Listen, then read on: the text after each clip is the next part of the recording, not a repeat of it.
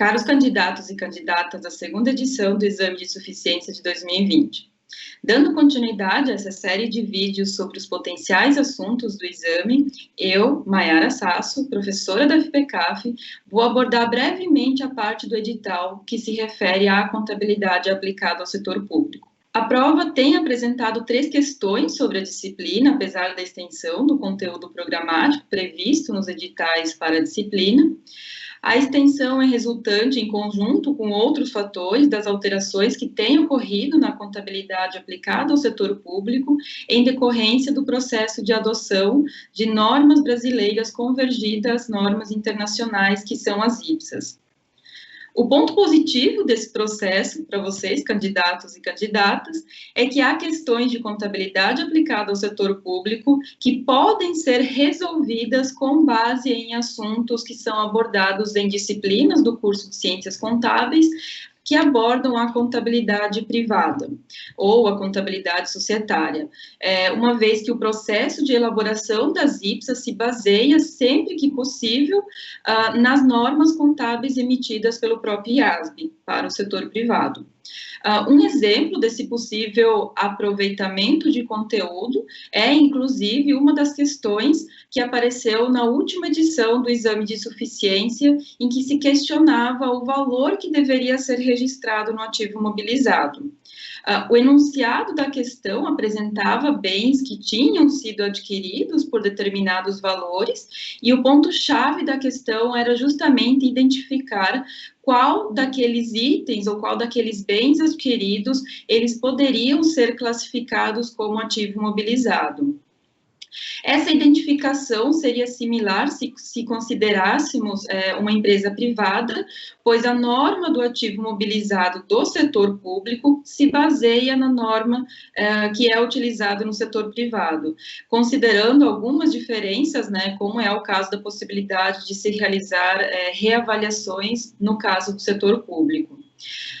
Mas há assuntos que podem aparecer na prova e o aproveitamento desse conteúdo não é possível, por serem assuntos que são específicos do setor público e ainda assuntos, se observados, como uma lente do setor privado, poderia resultar em uma interpretação e resolução incorreta da questão, observando o conteúdo programático da disciplina, temos, por exemplo, especificidades do setor público no item 1, que se refere à estrutura conceitual.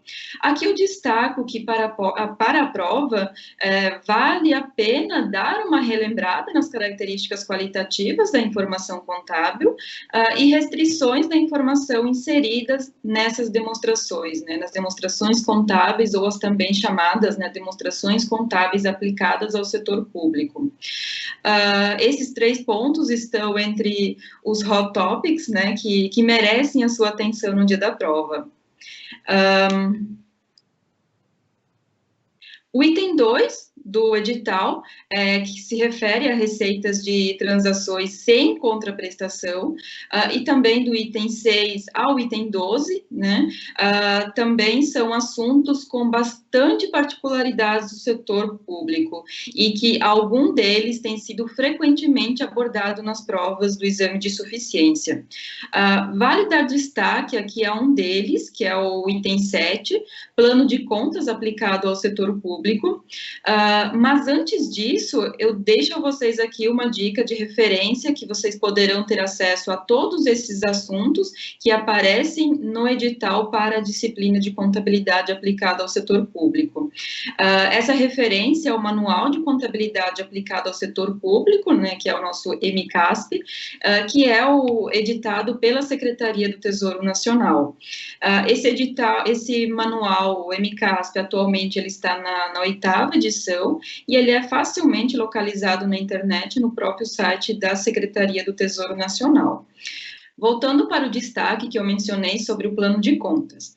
A definição do que é um plano de contas no setor público é muito similar à definição que se tem de plano de contas no setor privado, mas a estrutura é muito diferente quando a gente considera, então, esse plano de contas no setor público. Aqui fica uma dica. No anexo 3 do próprio edital do exame a uma listagem estruturada de contas.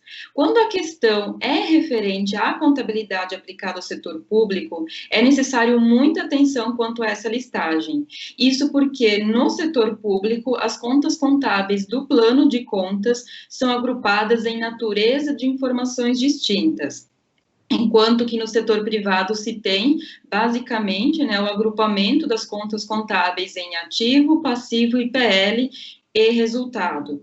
Já no setor público, temos 8 classes, né, dentro do plano de contas, e essas 8 classes são agrupadas em naturezas da informação, né, ou natureza da informação contábil.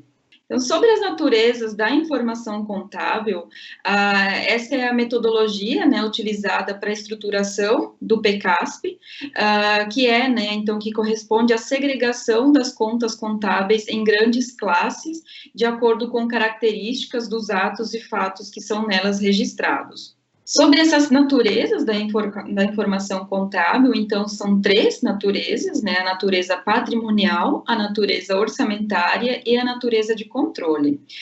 Na natureza da informação patrimonial, são registrados os fatos que se relacionam à composição patrimonial, e quando a gente fala de composição do patrimônio, estamos falando de ativo, passivo e PL, e essas 3 são, inclusive, 2 classes do plano de contas aplicado ao setor público, e também nessa natureza da informação contábil denominada patrimonial, temos também o registro, né, o registro contábil das variações desse patrimônio.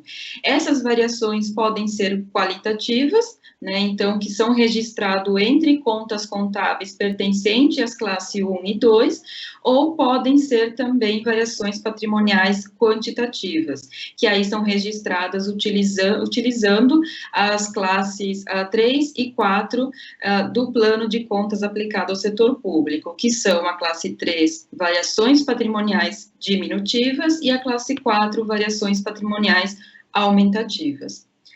A segunda natureza da informação contábil é a natureza orçamentária. Na natureza orçamentária, são registrados os fatos relacionados ao planejamento e à execução do orçamento.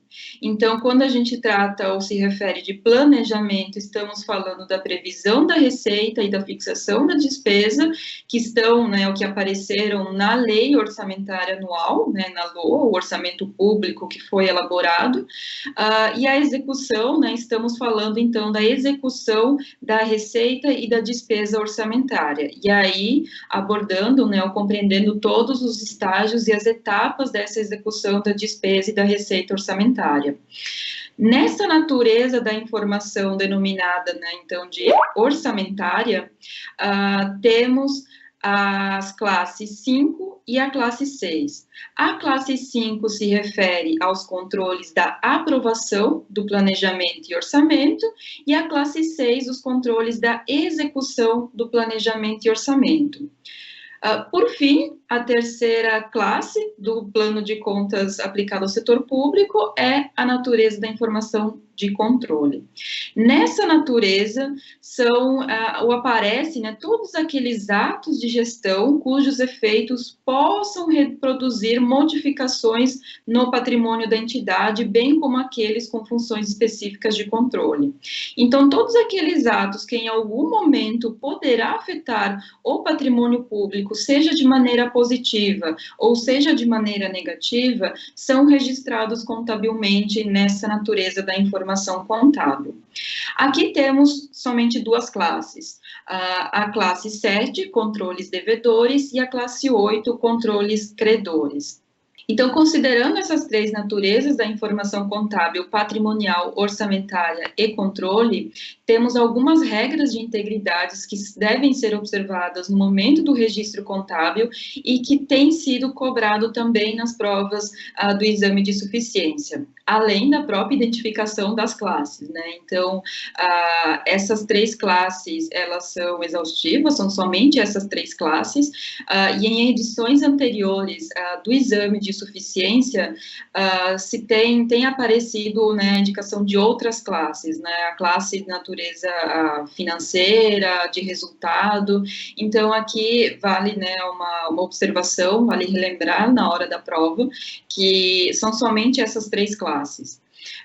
E em relação às regras de integridade, elas ajudam bastante, principalmente em relação a questões que aparecem registro, né, contábeis. Então, entre as regras de integridade que aparece para a utilização do PCASP, uma delas se refere aos registros contábeis, né, que devem ser realizados, efetuados de acordo com as partidas dobradas e se limitam as contas contábeis pertencentes a uma mesma natureza da informação contábil. Então, por exemplo, se eu vou debitar a classe 5, eu necessariamente preciso fazer o crédito ou na classe 6, ou eventualmente na classe 5, mas esse registro, né, do crédito na classe 5 não é tão comum. Tá?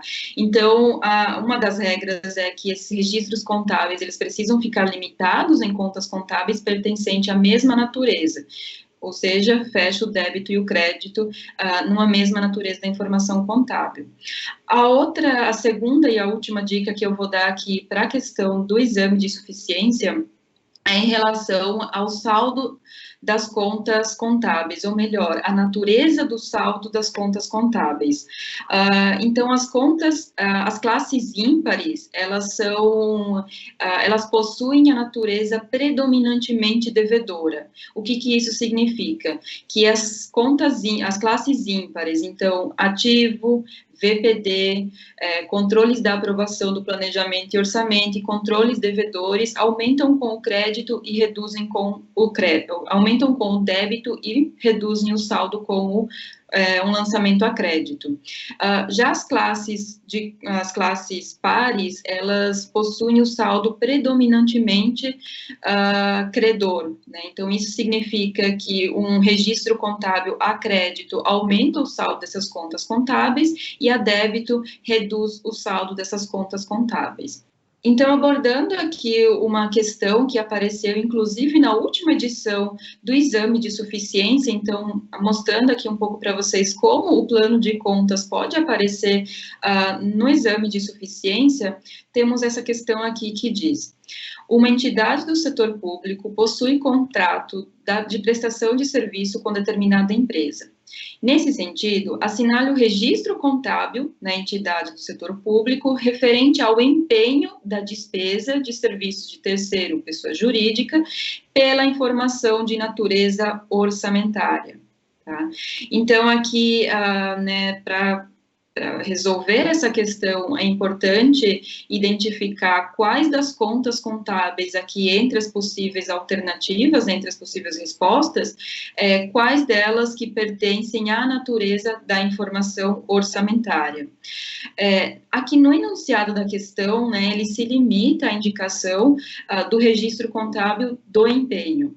Tá? Então, quando eu estou empenhando e ele já está indicando que é na natureza da informação orçamentária, a alternativa número 1, né, que está debitando obrigações contratuais e está acreditando execução de obrigações contratuais, contratos de serviço a executar, não é uma alternativa possível de acontecer, né, esse registro contábil.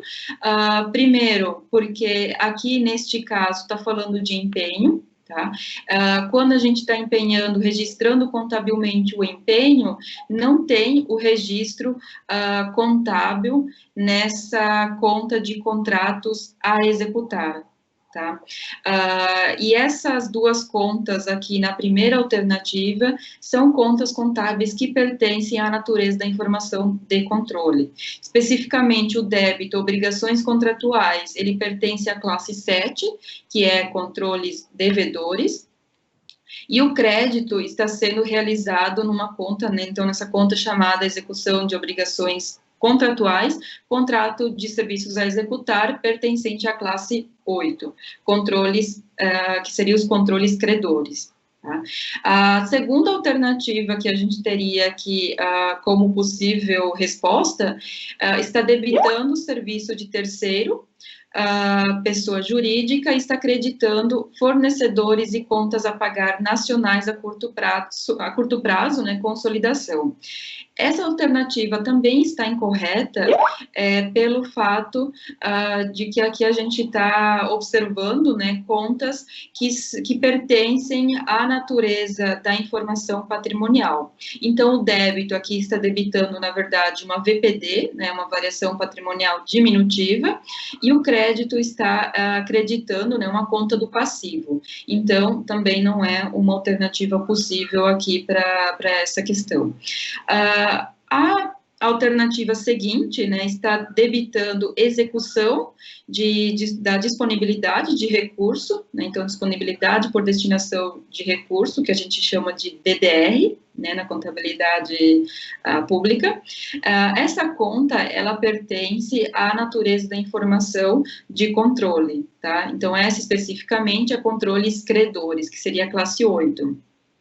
O crédito, ele está sendo executado, né, está sendo realizado aqui na conta contábil execução da disponibilidade de recursos DDR, comprometida por empenho, que também é uma classe, que também é uma conta contábil que pertence à classe 8, né, controles credores.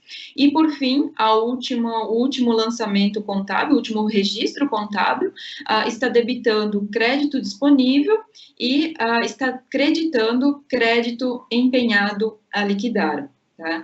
Então, no momento que a lei orçamentária anual foi aprovada, o registro contábil, ele foi realizado por meio de um débito em dotação inicial e um crédito em crédito disponível. No momento do registro contábil do empenho, ou seja, quando se está realizando a reserva de parte desse valor, dessa dotação orçamentária inicial, o que está acontecendo é a redução de uma conta que foi inicialmente creditada. Tá? Então, eu estou debitando o crédito disponível, que pertence à classe 6, e como é uma conta de natureza da informação orçamentária e, né, uma classe que é par, então o débito nessa conta, tá? Então, o débito nessa conta de crédito disponível significa redução do saldo.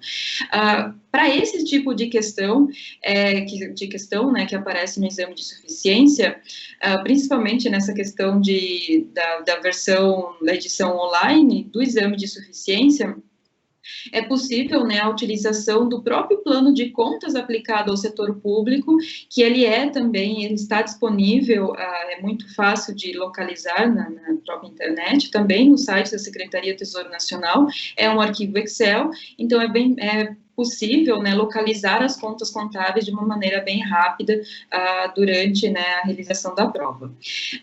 Então, eram essas as dicas, né, que eu queria passar um pouco aqui para vocês. Desejo a todos vocês uma excelente prova e, principalmente, uma excelente prova, né, no que se refere às questões de contabilidade aplicada ao setor público. Um forte abraço.